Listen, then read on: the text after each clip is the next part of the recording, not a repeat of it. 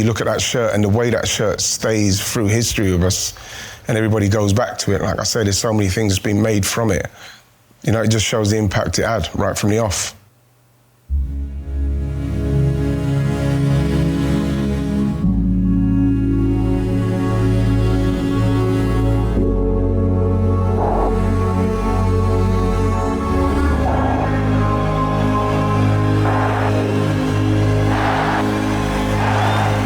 Some people would say that the past needs to stay in the past. We believe that our rich history in Adidas and in Arsenal should be always combined with innovation.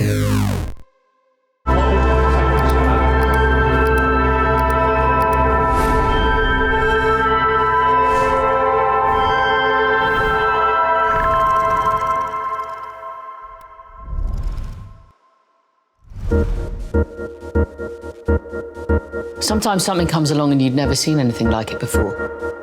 And that was this kit. It was wild. You can't look away from it. It's got a sort of real boldness that is sort of irresistible. Football kits didn't really do that kind of thing. This was like a bombshell. Let's take a normal football kit and, you know, let's go totally psychedelic. The design is so remarkable, you know. I look at it again now in the vantage point of kind of 30 years plus later on, and it still feels quite radical even today. Ian Wright!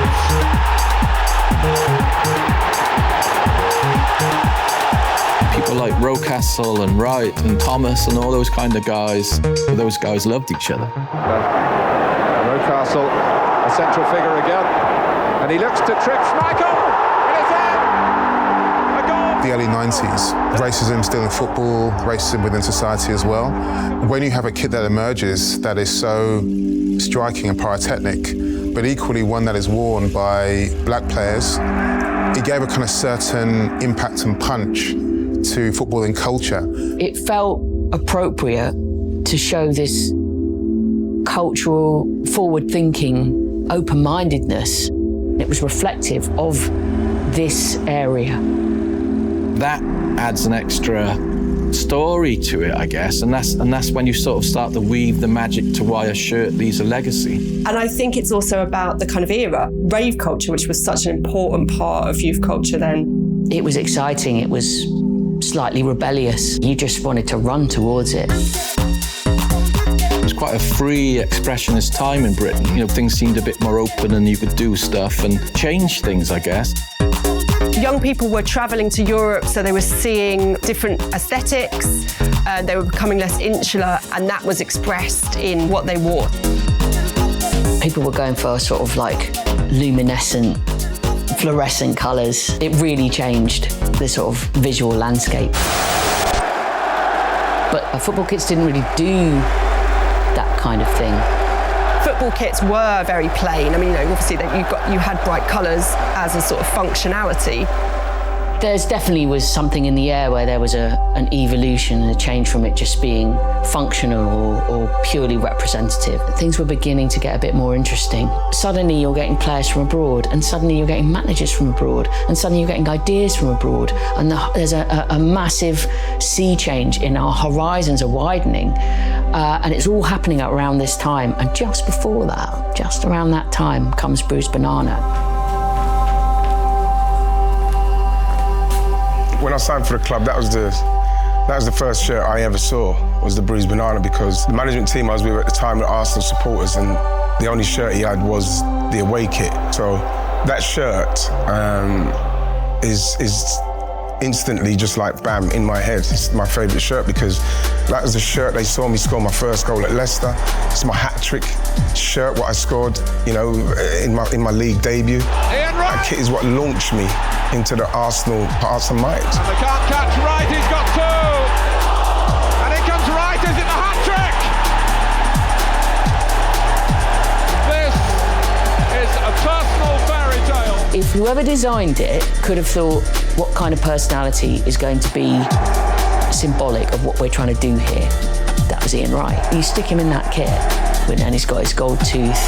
He had so much energy and so much vibe.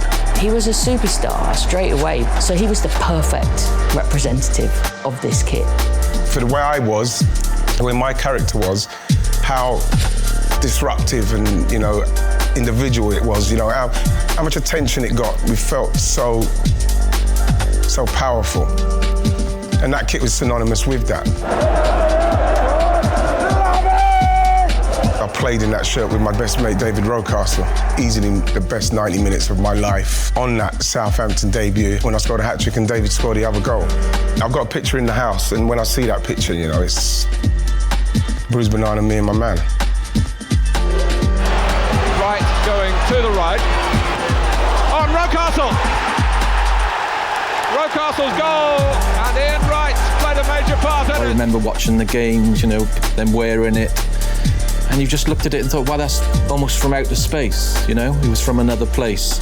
And so for me, that very difference is what makes it have a massive impact, and then tied to important moments, magic moments on the pitch. There's not many kits that I can think of that have a nickname. So I think both the design, but also the cultural moment gives it a certain longevity.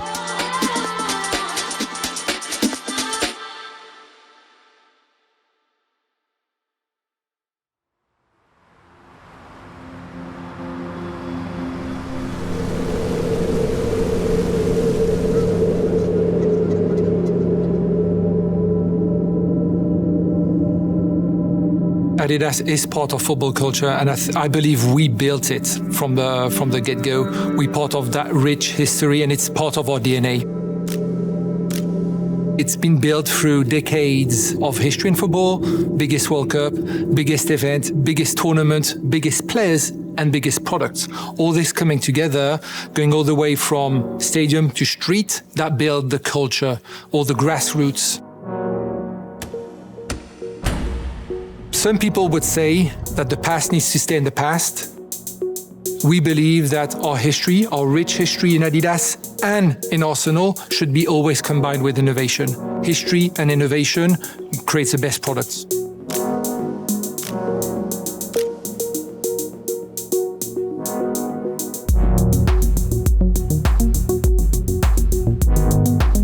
When you think about Arsenal, you think of all these iconic moments that the club has had over the years.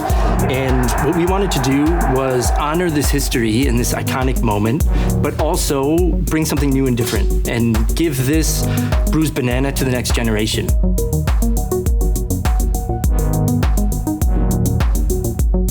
What we try to do is create something that's really tailored to the athletes, and the engineering is a huge part of that. It always starts as a sketch. It's quick and dirty, and then it polishes and becomes more and more developed over time and becomes what you see today. Whenever we're able to work with our hands and get a sense of craft within the design, it makes a world of a difference. Sketching initial ideas out, or trying to find a way to create just a human feeling to the jersey, I think is super important.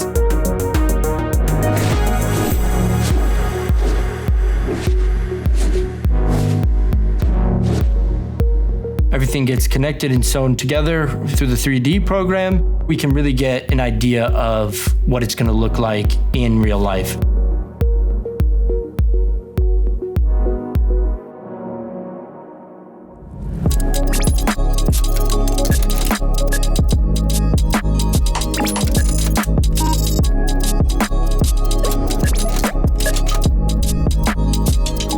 Performance consideration influence every aspect of garment design. Elements such as ventilation zones, fabric placement, seam positionings, and graphic executions are carefully developed to support athlete comfort and performance. So when we're talking about Champions League finals, when we're talking about league titles, these are the details that make the difference. Our approach focuses on overall moisture management and ventilation performance of garment, helping athletes stay cooler and drier during high-intensity play. We've come a long way when it comes to fabrics and performance. And I think, when you think about Ian Wright at the time, he was swimming in that jersey and he made it look good. Don't get me wrong. But at the same time, what we wanted to do is have the best for the athlete. We test vigorously and we make sure that our jerseys are of the top quality. We work with material development to create the fabrics that you see here. We work with trim development to create each of these beautiful crests and trefoils. When you talk about the flat knits themselves and the collar, it's super high quality. It's made to last. Our testing program includes full 11-side match simulations where the players experience the same physical demands and contact situation encountered during competition. For the 2026 match kit, we conducted testing in Dubai during the winter training camp to assess the performance in warm conditions. So when I think of Adidas and Arsenal together, I think nostalgia, heritage, great iconic designs. A lot of our really iconic kits were from that initial Adidas era in the 80s and the 90s. What we're really able to do well together is go into the Arsenal archives and reinterpret those classics but in a new, modern and fresh way, whether that's through reinterpreting and redesigning iconic patterns like we've done with this away kit, colours that are iconic to the club, or those subtle details that supporters love when they see it on a kit. It's good to know when you go out on the pitch is that it's going to hold up, and no matter how you move or whatever you're doing on the pitch, it's supporting you, right? And we create each individual structure to the exact specifications that's going to give our players at Arsenal the leg up that they need in big moments. Every stitch line, every cut line is going to be a difference maker. At the same time, with Arsenal, it also needs to work on the street as well. So, and give a certain flavor that only Arsenal fans and Arsenal players can do. There's definitely an expectation with Arsenal and Adidas that when we bring a kit to life, every shirt tells its own story. It respects the heritage. You want supporters years from now, seasons from now, to be able to look at that shirt, remember the season, the way they felt during that season, specific moments, and want to wear it again and again.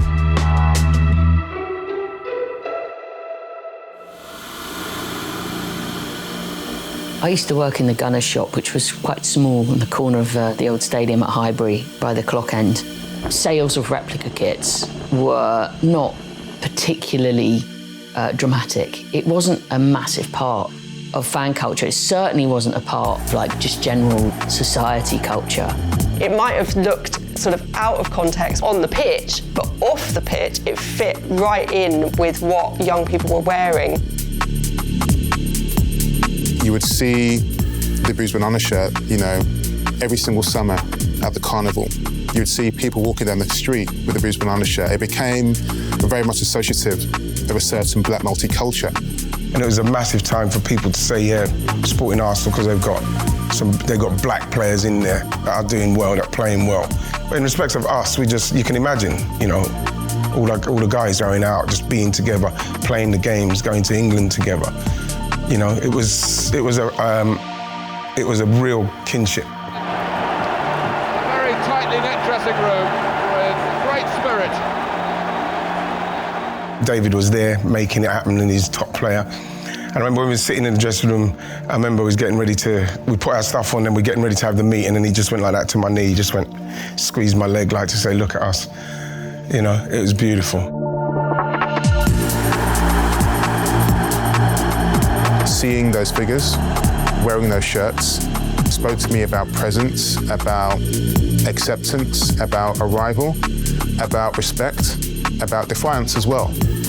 All those things which those players fought for on the pitch, you're equally kind of seeing now being, replicated within street culture as well. While you're amongst it, you're just doing it, and we're just being. Not realising that you're wearing a kit that's going to probably stand the test of time in respect of its pattern and what it means to people. It's a design classic because it's different. If you're a shrinking violet, you don't want to be wearing that shirt, do you? Or if you're into, classical stuff and you want everything plain, you wouldn't go anywhere near that shirt. If you want to sort of go somewhere and make an impact, you're going to buy that shirt.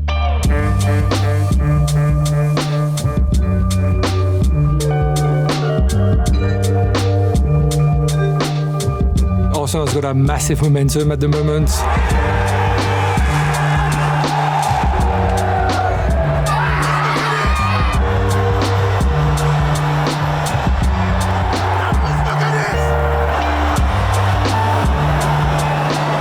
Also a new momentum and a new generation picking up a little bit the pace, and that's a little bit of focus we've got in Adidas. Really, what does a new generation want and what does they desire? What's the emotion that builds a future for them?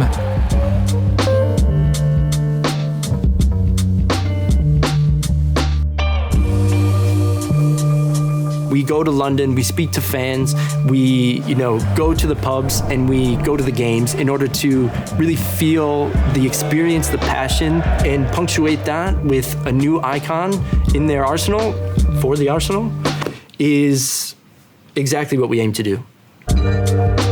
It's beautiful what they've done in keeping it alive, because obviously that's like Arsenal heritage now. You look at the Bruised Banana, it's what it is, bam, in your face. Now they've just toned it down and just it's embossed in there, you can feel it. When I saw it, I thought, yeah, if you know, you know. I love this, especially long sleeve. I think I'm going to see this the most. Think about it actually as being kind of like a cloak, it gives you a power. I'm into it.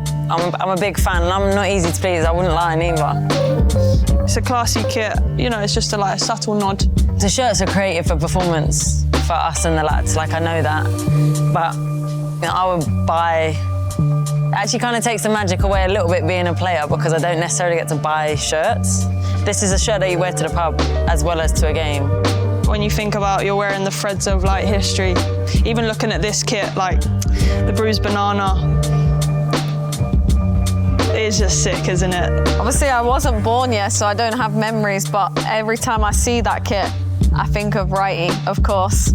And hopefully, we can have special memories in this one.